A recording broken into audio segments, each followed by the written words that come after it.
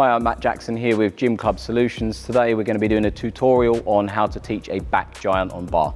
Okay, so as always, we're going to look at the fundamental parts of the skill first. Before even teaching a back giant, we need to be able to do the right shapes on the floor first. Really important stages to go through. Don't miss them because we'll have to take this skill back to the start and relearn certain stages of it. So this is going to be the key points that we're going to go through to start off the skill. We're going to have the gymnast laying on the floor and we're going to simulate a laying handstand position first.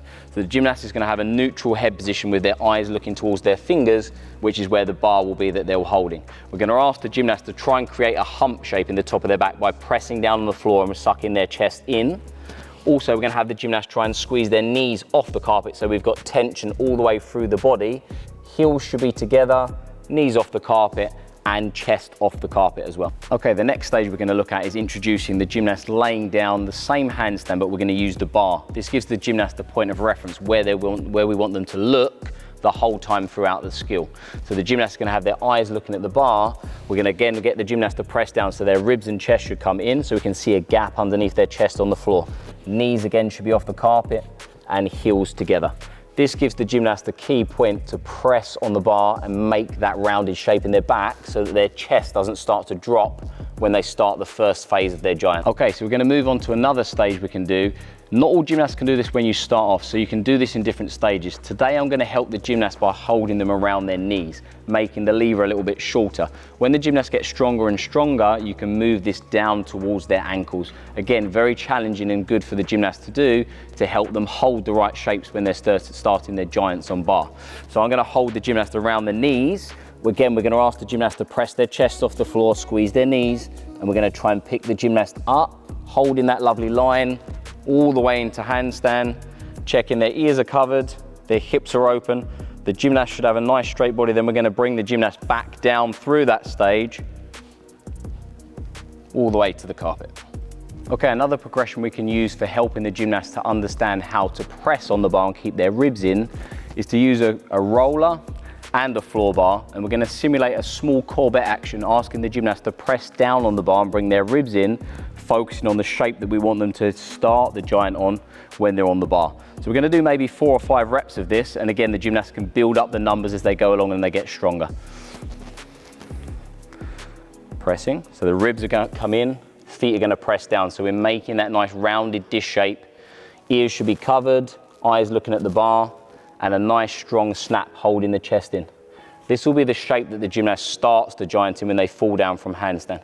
Really important so that they're strong enough to hold the shape, not starting to arch early, creating a bad action in their giant. Okay, once the gymnast has done the stage with the roller, we're then going to take the roller away, get the gymnast to do the same pressure on the bar, and again I'm going to bring the gymnast up to handstand, making sure they shift the wrist and put pressure on top of the bar and hold the shape as we lower them down.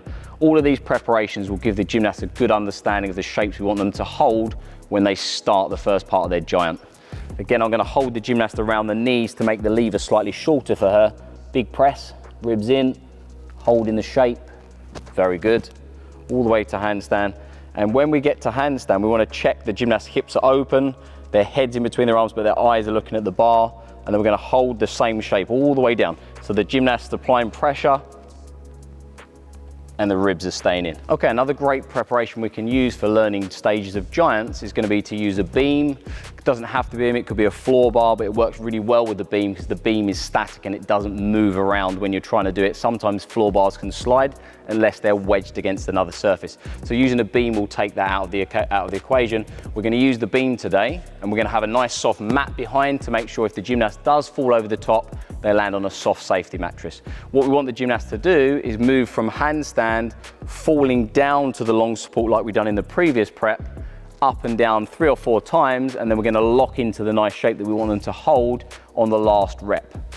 Okay, so the gymnast is going to come onto the beam, kick up to handstand. Okay, we're going to check their ribs are in. We're going to bring the gymnast down. We can support the gymnast, they can stay on their shoulder, we can make sure their ribs are in. From here, we're going to make the gymnast move up and down through the shape. So I'm going to throw the gymnast up and then catch on the way down. We're asking the gymnast to keep the pressure on the beam, keep their chest in as they move up and down. On the last rep, we want the gymnast to press, and try and maintain that shape.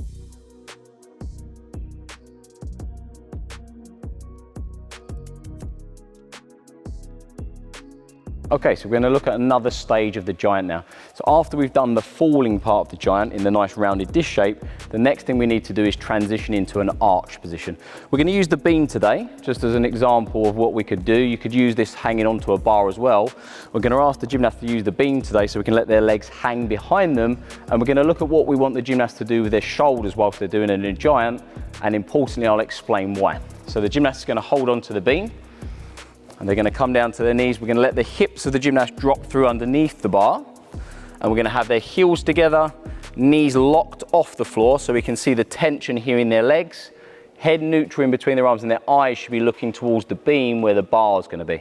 Once we're in this position, we're going to ask the gymnast to see if they can close their shoulders slightly and then relax. So we should see the gymnast's shoulders close and then hang down and relax. Very good, one more. Close and relax. Okay, so looking at the previous prep that we just done, I wanted to explain why I asked the gymnast to close and relax through their shoulders. When you do a giant on bar, the gymnast should have completely open shoulders. So making them understand how to hang down through their shoulders will help us use the apparatus. When you're learning a giant, the bar will bend at the bottom of the swing. If we can tight through the shoulders, we don't get that movement through the bar. What we want the gymnast to understand is how to relax their shoulders, making the bar bend at the bottom, which will then help us as we kick to transfer into a handstand position a lot easier. Okay, another nice progression we can use for giants on bar is to use a set of wall bars. Today we've used a mat with some soft foam put behind to create an arch position for the gymnast to simulate a hanging position when they're doing their giant. Some gyms have shoulder stretchers, different things that you can lay onto the wall bars to create this situation. So use whatever you have in your setup to make this environment happen. So the gymnast is going to climb up onto the wall bars. Okay, so they're going to be hanging on the wall bar, again with their head in a neutral position. We want the gymnast to hang their heels towards the bar.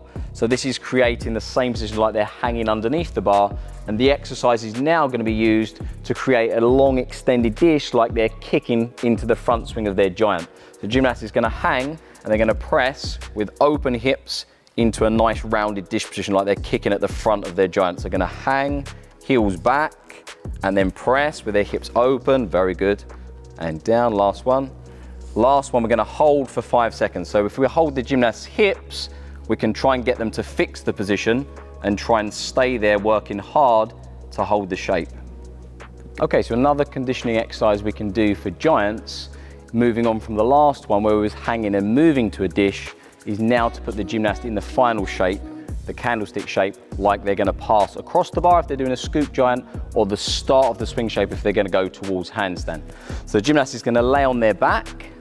We're going to use a block today. I've wedged the block purposely against the P-bars today so it doesn't slide away. So you could be doing this against the wall in the gym so the block doesn't slide away. Again, it doesn't have to be a block, it could be a wedge, whatever you have to use in your gym.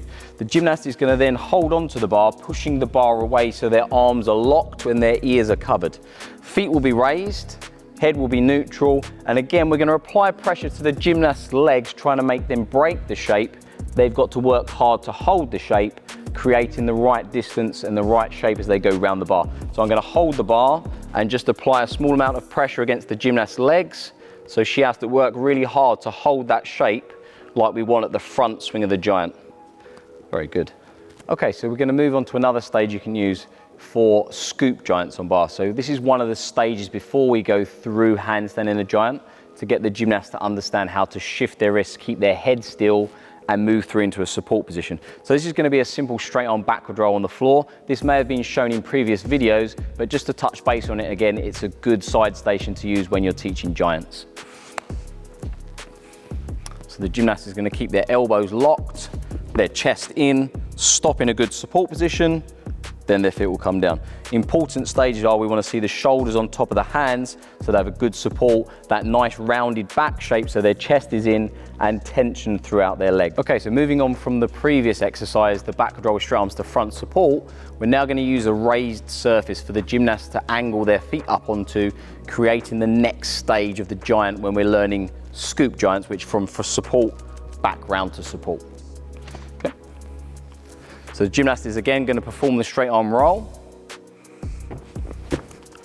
And then we're going to stop their feet, lower them onto the raised platform. Again, keeping the nice rounded shape in their back with their ears covered, eyes looking where the bar will be, and their elbows locked straight. Okay, so we're now moving on to the actual swing part of the giant. So we're actually going to be on the shiny bar strapped on, and we're going to go through the shapes that we've done in the previous preparation. So we're going to be doing a nice rounded dish, a big hang sinking through the shoulders, and a nice strong candlestick shape at the front, ready to pass over the top of the bar when we're ready to do so. So I'm going to support the gymnast for the swings now. So first stage, we'll start with a nice cast into that nice rounded dish position. Okay, then we're going to do a nice hang and a candlestick shape at the front. And we're going to move through these shapes. Down, hang, tap. Good girl. Good girl. Nice.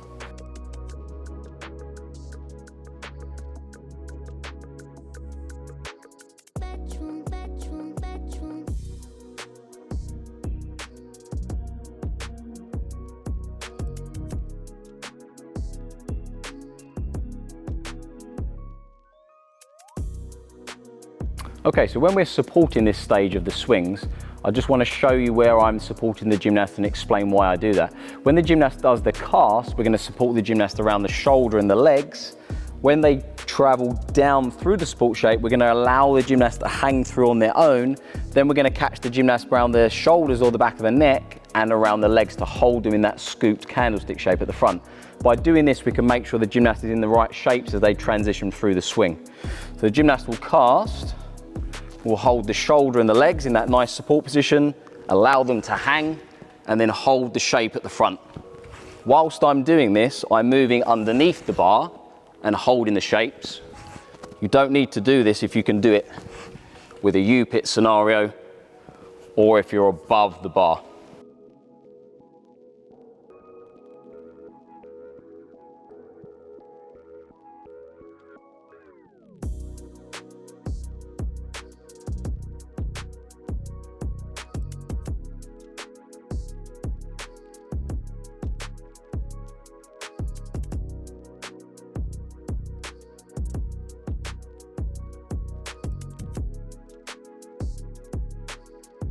Okay, we're now going to look at the next progression for teaching the back giant on bar. First stage we're going to do now, supported, is called a scoop giant. So we're going to go from front support, do the hanging motion through the bottom, and circle back round to support. This helps the gymnast kick strong, keep their ribs in, and also shift their wrists on top of the bar to make sure they're in a safe support position. What we don't want the gymnast to do is not shift their wrists and end up with their hands underneath the bar, causing them to collapse on top of the bar. So this is a good first station to help them understand shifting their wrists, keeping their ears covered, and making a strong kick into their giant. So the gymnast again will cast to support, ribs in, gonna hang through, and circle back round to support. And hang. Scoop. Good girl, one more. Hang.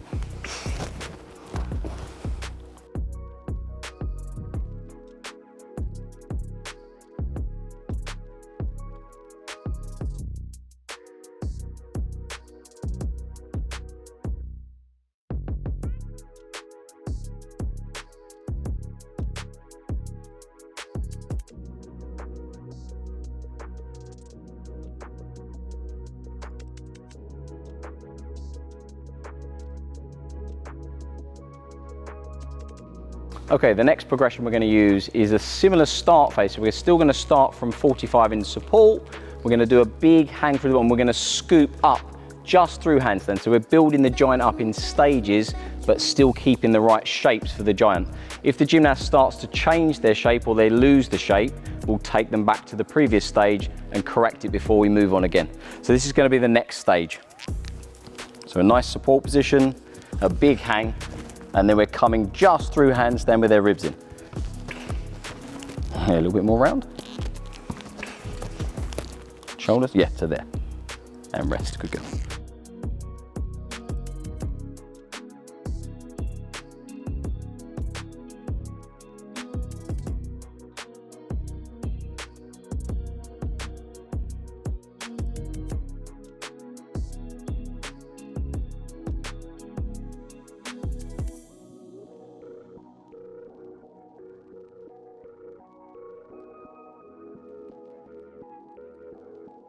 Okay, so the final stage now, we're going to do the full giant swing. So we're going to go from handstand all the way round and back to handstand.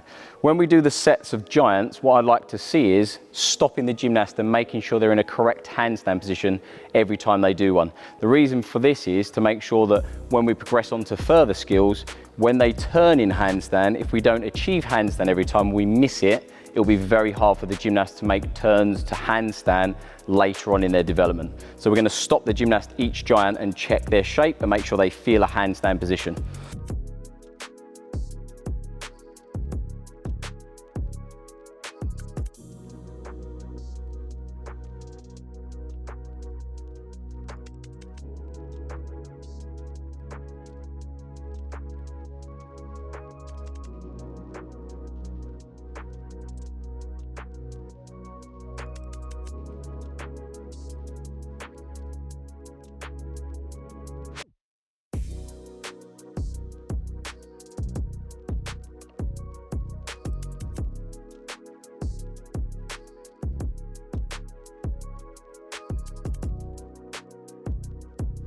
Okay, so when we're going through the stages of the giant, it's important to look at the positions where the shoulders should be when they're performing the element. When we start the giant, it should be in a nice solid handstand position. So the shoulders should be open, the chest should be in, the head should be neutral with the eyes looking at the bar. When they make the first phase of the fall of the giant, the shoulders should be open and the ribs should be in with the eyes looking at the bar.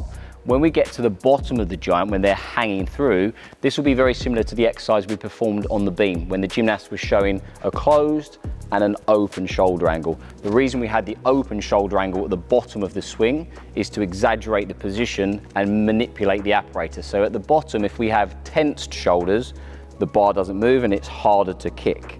If we have relaxed shoulders, the bar will bend at the bottom with the gymnast's weight, helping them to use the apparatus when they kick to finish in handstand. If you're performing a scooped giant, round to support, at the phase when we start the kick, we'll start to close the shoulder angle to circle round to front support, bringing the shoulders on top of the bar. When we go to do a giant all the way round to handstand, there will be a small closing of the shoulders as they create the candlestick shape on the way to handstand. Then the shoulders will open to finish in a nice open handstand position. Hi guys, I hope the videos and tutorial have been really helpful for you in understanding all of the stages and progressions, from shapes to conditioning to preps, all the way through to the whole giant with support phases. Take them away and enjoy them in your clubs.